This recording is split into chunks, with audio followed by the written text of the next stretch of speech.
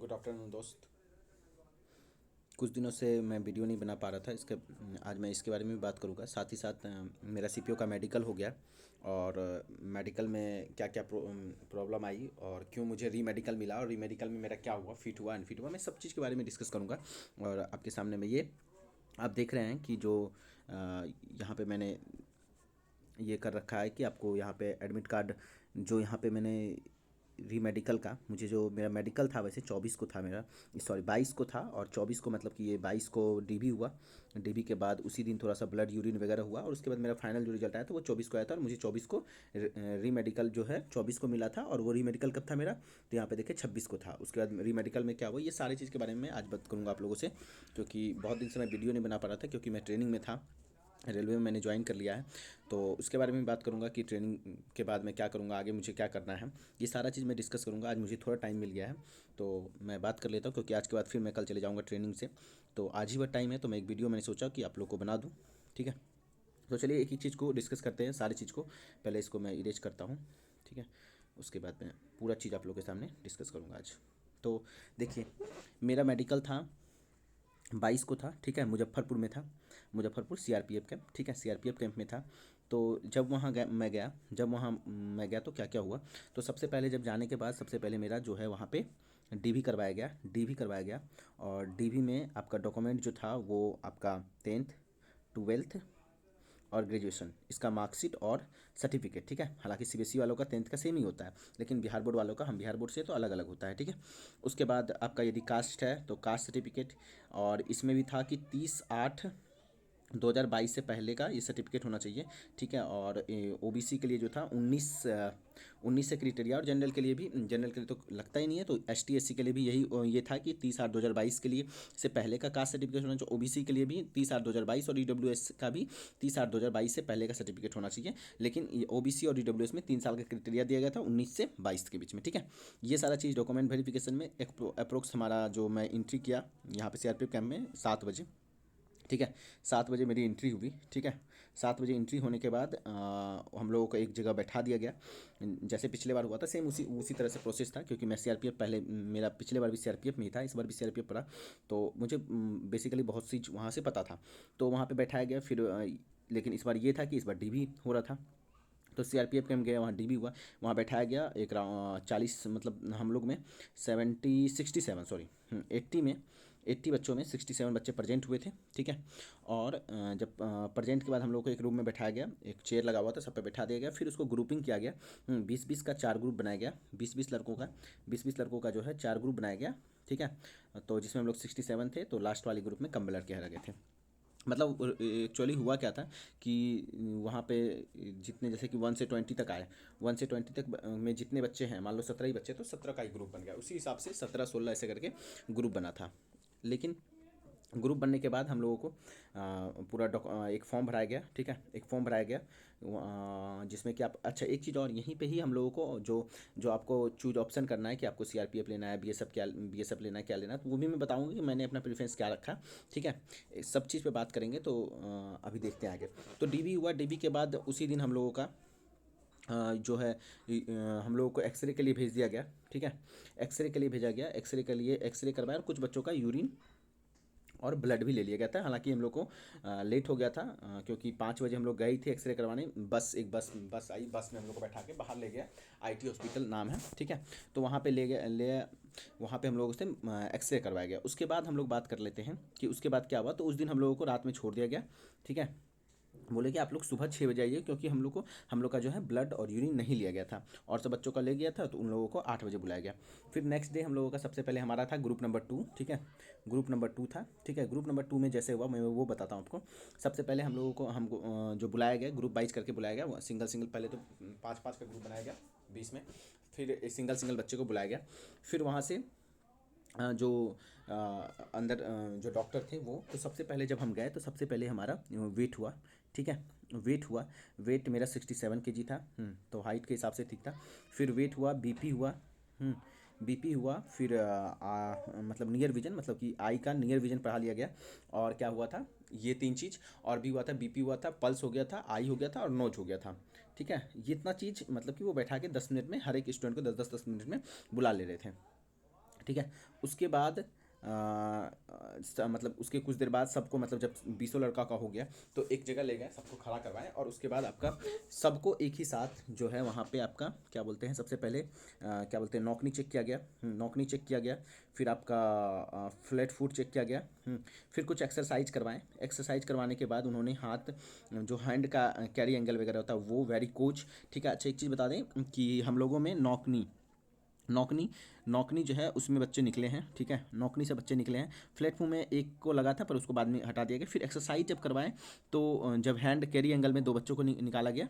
ठीक है। जो वेरी कोज है, वो वेरी कोज बहुत को नहीं पता होगा, वो हमारे पैर के नीचे वाले एक हड्डी निकली होती है, मतलब हिंदी का नस निकली होती है, हड्डी नहीं बोलेंगे उसको। तो उसमें भी बच्चे अच्छे खासे छट रहे हैं यहाँ, क्या बोलते हैं, मुजफ्फरपुर में, याद रखिएगा। ठीक है। उसके बाद आप एकदम हम लोग को मतलब सुला दिया गया, एक तरह से लिटा गया, और लिटा के फिर जिस पे शक हुआ था कि हाँ इसके नौकनी है या नहीं, तो उसका प्रॉपर जांच किया गया। उसके बाद हम लोगों को जो है एक फिर प्रॉपर बैठा दिया गया। सबका पॉइंट बनते जा रहा था। तो उस हिसाब से जो है जिसका जितना पॉइंट बना था, फिर से उसको प्रॉपर अंदर रूम में बुला बुला के एक एक को चेक किया जा रहा था कि मतलब यदि किसी पे शक हुआ, किसी का लगा कि फ्लैट फुट नहीं है, वो किसी का कैरी एंगल है, जो भी है वो करवाया गया। ठीक है। फिर हम लोग को सिंगल सिंगल करके रूम में बुलाया गया। ठीक है। रूम में बुलाने के बाद रूम में जब हम लोग गए अंदर, तो जो बेसिकली हम लोग का तो बहुत सारा चीज़ हो गया था पहले ही। बीपी हो गया था, नोच हो गया था, आइज हो गया था। बचा था बस डिस्टेंस विजन, जो आई वाला चार्ट होता है, और अंदर में आपका पर्सनल। तो जो अंदर ले गए वहाँ पे आपका जो है आपका हाइड्रोसील चेक किया गया। ठीक है। Hydrocele, piles. ठीक है। जो भी ये चीज़ इसको प्रॉपर जो है हर एक लड़के का चेक किया गया। उसके बाद वहाँ से निकलने के बाद लास्ट में हम लोगों से जो है वो डिस्टेंस विजन वाला आई पढ़ाया गया, आई चैट पढ़ाया गया। हालांकि हमारा 6x6 था। एक बात याद रखेंगे कि जो यहाँ पे मुजफ्फरपुर में हिंदी इंग्लिश दोनों पढ़ाया जा रहा है। ठीक है। तो सिर्फ आप लोग हिंदी इंग्लिश की तैयारी करके नहीं जाएं, हिंदी को भी आप लोग एक बार चार्ट प्रॉपर, आप यदि जाएंगे वहाँ पे, जब जहाँ पे आपका कैंप लगा तो वहाँ पे आपको चार्ट वो पहले से ही हर एक ग्रुप में लड़के के पास रहता है, वो ले लें। और उसको नीचे का जो लाइन रहता है, क्योंकि यहाँ पे 6x5 भी पढ़ाया जा रहा था हमसे, तो वो तो जिसे पता होगा टॉनोसोमतो, ये सबको यदि जो मुजफ्फरपुर वाले वो समझ रहे होंगे कि टॉनोसोमतो। हाँ, ये वाला लाइन, और इसके नीचे भी था क्या, र त व म 100। तो ये वाला लाइन, ये 6x5 है, फिर भी इसको पढ़ाया गया था, हालांकि मैंने पढ़ दिया था। ठीक है। तो आप लोग इसको पहले से ही रट लेंगे तो सही रहेगा। ठीक है। अब बात करते हैं कि जब उसके बाद ये सारा चीज़ हो गया तो मेरे में क्या हुआ था एक्चुअली। मेरे पिछले बार में जो मैं री मेडिकल दिया था, तो वो मतलब कि मेडिकल से मैं आउट हुआ था। उसका रीज़न यही था जो आज मैं बताना चाह रहा हूँ, जिसकी वजह से मुझे री मेडिकल मिला था। उसका रीज़न ये था कि पिछले बार मुझे हरनिया हरनिया एक आपने सुना होगा, उसका वो था, तो जिसकी वजह से मुझे री मेडिकल से, मतलब री मेडिकल का अनफिट कर दिया गया था, और उसका मैं री मेडिकल लिया नहीं, क्योंकि ये ऑपरेशन होना था इसका, और एक दिन का टाइम दिया था तो हुआ नहीं। तो इस बार मैंने ऑपरेशन करा रखा था। तो ऑपरेशन उसी के टाइम करवाया था जब CPO 2020 वाले वैकेंसी के टाइम, जब मैं मेडिकल से निकला था, तो मैंने जाके फटक से करवा लिया था। तो उसी का जो ऑपरेशन करवाओगे आप, तो उसका तो जो क्या बोलते हैं, पड़ रही लाइन पर गई थी, तो लाइन देख लिया उन्होंने, तो बोला ये कैसा ऑपरेशन है। तो मैंने बोला सर ये ऑपरेशन पिछली बार CPO का ही के टाइम का ही है। तो उन्होंने बोला कि डॉक्यूमेंट कहाँ है तुम्हारा, मतलब कि इसका रिपोर्ट कहाँ है। तो मैंने सोचा 3 मंथ पुराना वाला, तो मैं रिपोर्ट लेके नहीं गया था, मेरे पास फ़ोन में था रिपोर्ट। तो उन्होंने बोला कि तुम री मेडिकल में इसको सबमिट कर देना और तुमको पास कर दिया जाएगा। तो मैंने बोला ठीक है। तो इसी वजह से हमारा जो है बस यही, क्योंकि मैं टोटली फिट था, बस यही एक पॉइंट था। यहाँ देखिए आप लिखा हुआ है क्या कि पोस्ट, ये देखिए आप लिखा हुआ है कि post operated case of hernia. तो जिसकी वजह से मुझे री मेडिकल दिया गया, और मेरा री मेडिकल था कब, 26/6 को, 24 को फाइनल हुआ। 3 दिन का प्रोसेस लग जाता है, 22, 23 और 24 को सुबह में रिजल्ट दिया गया। 24 को मैंने अप्लाई किया किसके लिए, RME के लिए। लेकिन उसके बाद सैटरडे को, ये 24 सैटरडे था, संडे पर जा रहा था, संडे को होता नहीं है, ऑफ था। तो उसके बाद हमें मंडे को मतलब कि री मेडिकल के लिए बुलाया गया, जो कि कल था। ठीक है। तो और उसके बाद कल ही मुझे फिट भी हो गया, अभी आप लोग को दिखाते हैं फिट वाला। ठीक है। तो फिर मैं फटाक से घर फ़ोन किया, घर से भाई को बोला कि अपना डॉक्यूमेंट लेके आ जाओ, मेरा सर्टिफिकेट, तो वो लेके आया। और उसके बाद आपको दिखाते हैं कि ये देखिए, ये है मेरा फिट का, कि मैं इस बार फिट हो गया हूँ। यहाँ पे आप देख पा रहे होंगे कि ये फिट है। ठीक है। और उन्होंने बस एक सारा डॉक्यूमेंट देखा मेरा, मतलब कि रिपोर्ट देखा, रिपोर्ट में कहाँ था, ये देखिए यहाँ पे 26 से 22 को हुआ था, उसका पेपर अटैच किया और हमें फिट कर दिया गया। और एक ही दिन में मुझे शाम को, मतलब कल सुबह दिया और कल जाँच हुआ, और मुझे एक ही दिन में फिट कर दिया। हालाँकि एक चीज़ आप लोग को बता दें कि इसका मतलब ये नहीं कि मुझे एक दिन में फिट कर दिया गया। तो री मेडिकल में 3 से 4 दिन लगा रहे हैं मुजफ्फरपुर में, याद रखें, क्योंकि 19 तारीख वाले बच्चे का भी भी 19 तारीख वाले बच्चे का भी रिपोर्ट अभी नहीं आया है, रिजल्ट नहीं दिया गया RME में। तो RME में टाइम लगता है। हालांकि मेरा केस ही नहीं था, मेरा तो ये केस ही नहीं था, मेरे पास रिपोर्ट रहती तो उसी दिन फिट हो जाता। तो इसी वजह से मैं ये फिट कर दिया। अब मैं बताता हूँ कि मैंने पोस्ट प्रेफरेंस क्या डाला, ठीक है। हाँ, और कैसे कैसे, तो ये चीज़ तो मैंने बता दिया आपको कि हाँ, एक चीज़ और मैं बता दूं मेडिकल के टर्म में, कि आप लोग ये सब बहुत बच्चों का, बहुत ज़्यादा बच्चों का, एक बार तो मुझे भी मतलब कि बहुत ज़्यादा बच्चों का ये है कि वहाँ जाने के बाद आप लोग बीपी जो होता है ना आपका, वो चीज़ बीपी जो होता है इस पर एकदम एकदम इस पे जो है आप लोग कंट्रोल करके वहाँ डरे नहीं, ठीक है। क्योंकि यार वो एक्चुअली डॉक्टर ही है ना, हम मानते हैं एजिटेशन होता है, डर लगता है, पर इसका मतलब ये नहीं पता वो बच्चों का 170/80 83 ऐसे 162/, तो ये तो बीपी बहुत ज़्यादा हाई है, तो बीपी का बहुत ज़्यादा प्रॉब्लम होता है। आप लोग रिलैक्स होके जाइए, ठीक है, आराम से जाइए। बीपी का बहुत ज़्यादा पॉइंट बनता है, और बीपी री मेडिकल में भी, RME में भी बीपी का पॉइंट यदि आपको मिलता है तो 2 3 दिन 4 दिन तक लगा देते हैं, ठीक है। और बहुत बच्चों का कम ही नहीं होता है, क्योंकि उस टाइम जाते हैं, एजिटेट हो जाते हैं, डर जाते हैं, और वहाँ पे आपका क्या होता है, बीपी हाई हो जाता है। हालांकि आप फिर बाहर ना पाओगे, क्योंकि मेरे साथ भी एक बार हुआ, लेकिन फिर से मेरे सुबह मुझे बुलाया गया रिव्यू के लिए, ठीक है। हालांकि इस बार 3 बार, जो इस बार के डॉक्टर थे ग्रुप 2 के क्या, हर एक वाले। तो इस बार सबसे अच्छा बात ये हो रहा था कि यदि आपका कोई पॉइंट बनाता है तो आपको एक बार, जैसे मुझे सुबह मेरा एक बार पूरा चेकअप हुआ 12 बजे तक, ठीक है। 12 बजे के बाद शाम में फिर 3 बजे हर एक बच्चे को बुलाया गया। तो मेरा एक बीपी का पॉइंट भी बनाए थे उन्होंने, और एक तो ऑपरेशन वाला। तो ऑपरेशन वाला था कि ये तो हमको रिपोर्ट देना ही था इसका, तो मैंने रिपोर्ट मेरे पास था, पर ओरिजिनल नहीं था, फोटोकॉपी था। तो उन्होंने बोला कि रीमेडिकल में तुम दिखा दोगे तो तुम्हें पास कर दिया जाएगा। लेकिन बीपी वाला, फिर बीपी शाम को फिर ना मापा गया मेरा, तो वहाँ पे कंट्रोल आया, लेकिन पहले मेरा हाई आ गया था, ठीक है। तो इस बात को आप याद रखना कि डरना मत, ठीक है, क्योंकि वो डॉक्टर ही हैं, आपको खा नहीं जाएंगे, वो सिर नहीं है, ठीक है, वो भी इंसान ही है। तो एक चीज़ ये याद रखना बीपी वाले पॉइंट को, क्योंकि बहुत बच्चों के साथ ये प्रॉब्लम आ रहा है, हमारे दोस्त जितने भी थे सबके साथ ये प्रॉब्लम आया है, तो इस बात को आप लोग याद रखना। तो मेरा फिट ये रिजल्ट घोषित कर दिया गया है, ठीक है। ये मेरा फिट का रिजल्ट है, ये देख पा रहे होंगे आप, और रीजन आपको बता ही दिए, ठीक है। तो एक चीज़ और बता दूं, क्योंकि बहुत बच्चे फिर कमेंट करेंगे कि सर आपने पोस्ट प्रिफरेंस क्या डाला। तो मैं देखो, मैं अभी रेलवे में हूँ, सबसे बड़ी बात मेरी अभी रेलवे की ट्रेनिंग चल रही है, ठीक है। तो इसको भी मुझे रिजाइन मारना पड़ेगा, और जब मेरिट आएगी तो उसके बाद मैं वहाँ से एनओसी का अप्लाई, हालांकि मैं अभी कल जाऊँगा, तो वहाँ पे मैं एनओसी का अप्लाई कर दूंगा, हाँ, नॉन ऑब्जेक्शन सर्टिफिकेट, क्योंकि वो जल्द बनने में थोड़ा टाइम लगेगा, 1 मंथ, तो उससे पहले बन के आ जाए ये चीज़ के लिए। तो अब आते हैं कि मैंने पोस्ट प्रिफरेंस क्या डाला है। तो ये देखो, पोस्ट प्रिफरेंस मैंने सबसे पहले डाला है SSB का, ठीक है। सबसे पहले मैंने डाला है SSB, उसके बाद मैंने डाला है ITBP, उसके बाद मैंने डाला है BSF, उसके बाद मैंने डाला है CRPF, हाँ, उसके बाद मैंने डाला है CISF, और उसके बाद मैंने डाला है DP, ठीक है। क्योंकि DP और CISF मुझे जानी ही नहीं है, क्योंकि देखो क्यों नहीं जानी है, बहुत बच्चे बच्चे बोलेंगे मार्क्स नहीं है या फिर ये वगैरह वगैरह।